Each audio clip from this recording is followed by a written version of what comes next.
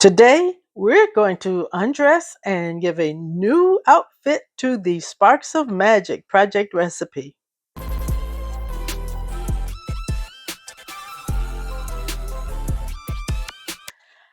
I completely love this design because it is so versatile. The left and right sides are the same, so you can trim this down to make it a one-page layout.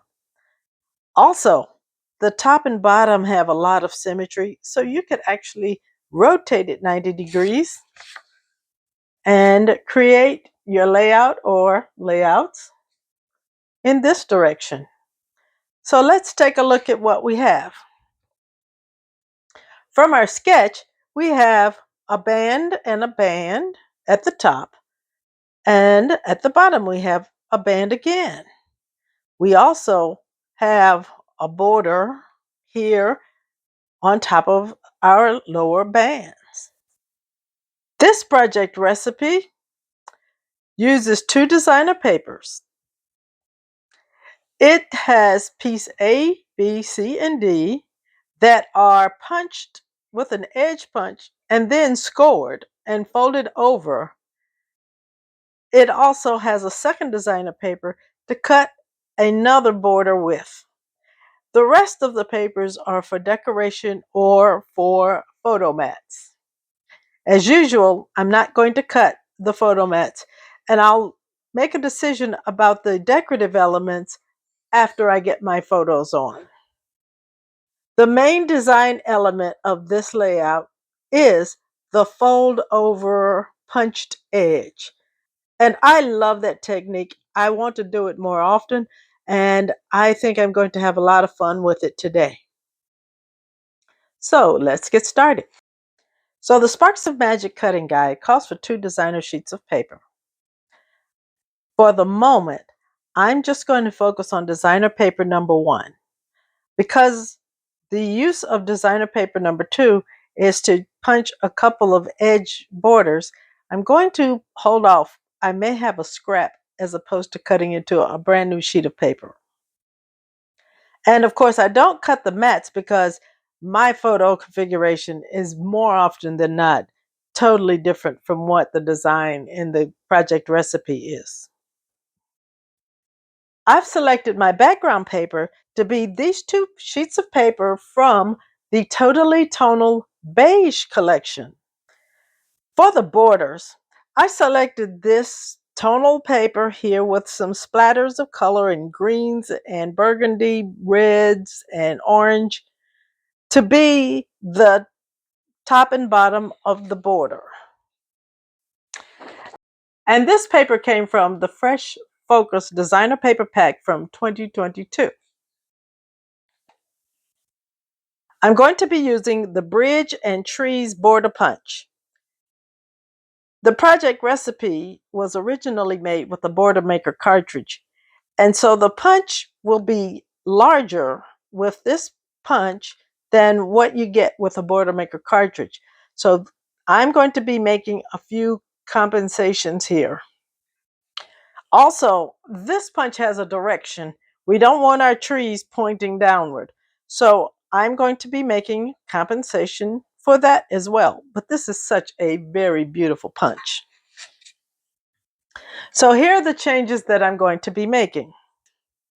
If you see on this border at the top, the paper was folded up and you get your decorative edge pointing up. Here at the bottom, the paper was folded down, and so you get your decorative edge folded down. Because my punch has a direction, I'm going to flip this around so that my bridge and trees will always be pointing up in the correct direction. The next thing I'm going to do is I'm going to cut piece A, B, C, and D all 3 inches wide. So I'm going to cut 4 strips of the paper before I begin to punch. That way, it can take into account that little waste you get whenever you have a punch, and I should get 4 borders that are all the same and not having one a little bit smaller than the next because I did it in the punch first, then score, then fold, then cut. I'm going to cut, then punch, then score and fold. Now, this paper has a very subtle design on it. And it has some design that looks like writing, but not necessarily English. Anyway, it gives a sense of a direction because this looks like some type of a writing going horizontally. It does not look natural for these to be going in this direction. So I'm claiming that this is the up direction of this sheet of paper. Therefore, because my borders are going to be horizontal, I'm going to want to cut in this direction. So I'm going to cut 4 strips 3 inches wide from this sheet of paper. I'm cutting 3 inches to give me 4 strips.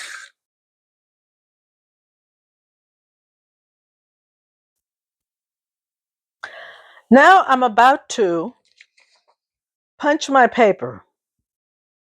If you have a paper with a lot of direction on it, make sure you are orienting the paper the direction you want it to go. And I'm going to do this in an assembly line fashion. I'm going to punch all 4, then I'm going to score all 4, and then I'm going to fold all 4.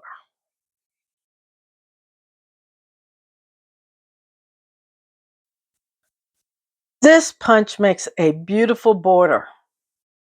One tip that I would like to give that I learned the hard way is for using this particular punch, the bridge and trees, pick a generally tonal paper. I tried a busy paper. It did not turn out well. And see the results when I get to the place where I fold over my bridge and trees onto the back of the paper, this orange background, it's going to look beautiful. And that's what I'm going for. Here are my 4 beautiful borders. They are gorgeous just the way they are. So now I'm going to score them, and I'm going to do something different from the instructions. The instructions say to score at 1 inch from the top. Well, I already know that that's not wide enough. If I put the tip on 1 inch, I'm seeing the dashed line where my blade will go. And this part of the design won't ever make it. And that's when I have the tip top of this on my 1 inch line. So when I bring the tip top edge over to the 1 1/4 inch line, I'm no longer seeing the black line through the gaps in the paper, but it is really, really tight. But here's what I'm going to do. Instead of using the tip of the border side of this paper, I'm going to use my straight edge, and I'm going to use the 1.5 inch line as my measuring baseline. So it doesn't matter what's on the left side. I'm measuring from my straight side of my paper and not from my border side of the paper. And I'm measuring 1.5 inches, and that's where I'm going to score. And I'm going to hold both my trimmer and paper down with a bit of pressure, and I'm going to put nice solid pressure on the paper.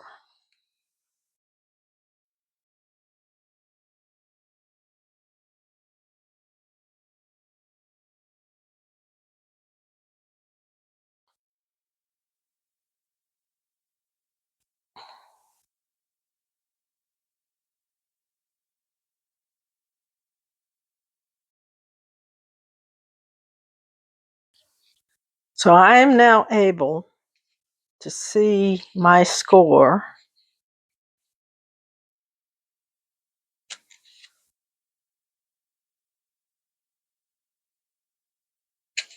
And I'm being gentle with my paper. There are some spots that are not as well scored as others, but in the end, when I turn it over, if I'm gentle and take my time, I'm going to get this to fold up very nicely.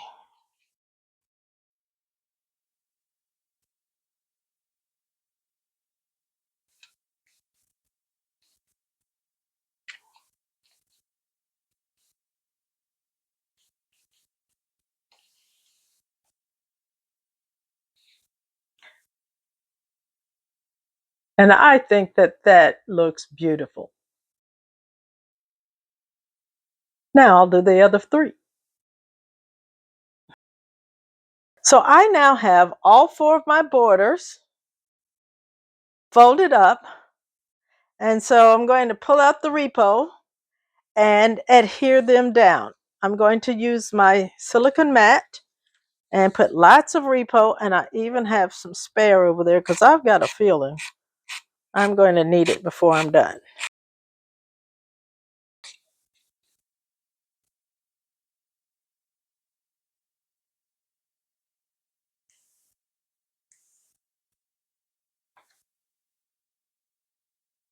And this is just a beautiful border. I've chosen the Vintage Post Border Maker cartridge, and this scrap from, I think it's called Pool Party, and I'm going to make two borders to go behind my Bridge and Trees border with just a little hint of blue poking out from beneath.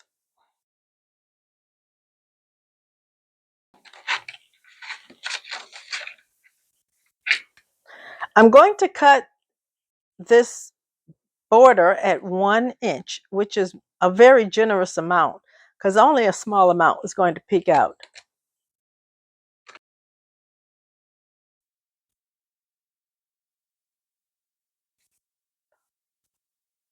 This is the look that I'm going for. I'm going to put these on the bottom border, so I just need one more. So while I was dry fitting my blue borders onto the layout, I put them down here at the bottom and decided that number one, I really liked them. And number two, I liked this Vintage Post edge punch. It's a border maker cartridge at the top as well. And so I like how this really frames in my layout and gives my photos a real emphasis because of this brighter, bolder color coming in and then coming out to the softer tones. So I'm really liking this. And I'm going to adhere all of this down and then think through my decorations, but I'd like to ask you a favor because this project recipe has gone off the rails. And I said, I wonder if instead of calling it Unclad Project Recipes, maybe I should call it Off the Rails Project Recipes. So leave me a comment below and say Off the Rails if you think I should change the name of this series to Off the Rails Project Recipes. I wanted to zoom in just a moment to talk about placing these two strips on the paper. Now, because we scored at 1.5 inches, this part of the border is coming in right at the 1.5 inch mark. I want the top of my blue piece to slide underneath, and I want it to have a top at 1.75 inches. So I'm going to put the blue piece down first with the top at 1.75, and then just put my orange piece right over top of it.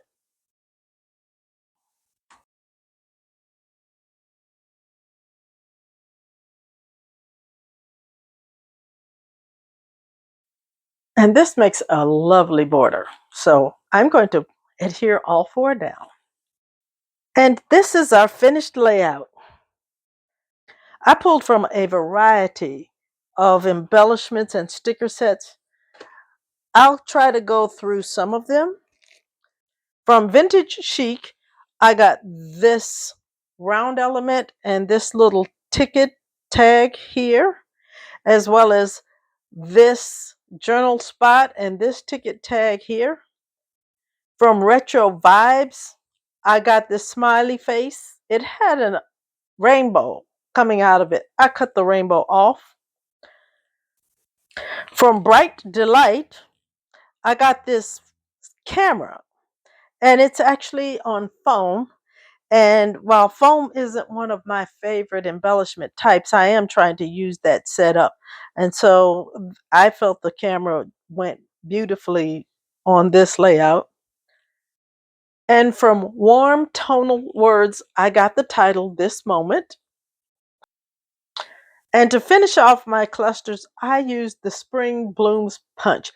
And this is about to become a workhorse in my crafting space because I love these shapes and they're just perfect for embellishment clusters. And this little tiny spray of leaves was just right to add the finishing touches to my embellishment spots. Now, I loved making this layout. I loved using bridges and trees border punch. I love the fold up technique. I want to do that over again. I'm going to look to do this whole project recipe over again because when I broke it down, it was a border at the bottom and a border at the top, a trim border at the bottom, and then I added one at the top just because I liked it. Put your papers on and embellish as you like. This is easy, but turns out beautiful. I hope that you have enjoyed this unclad project recipe, and if so, please give the video a like. Subscribe to the channel if you're not already, and YouTube is recommending another video that I hope you'll watch. Have a fine, scrappy day.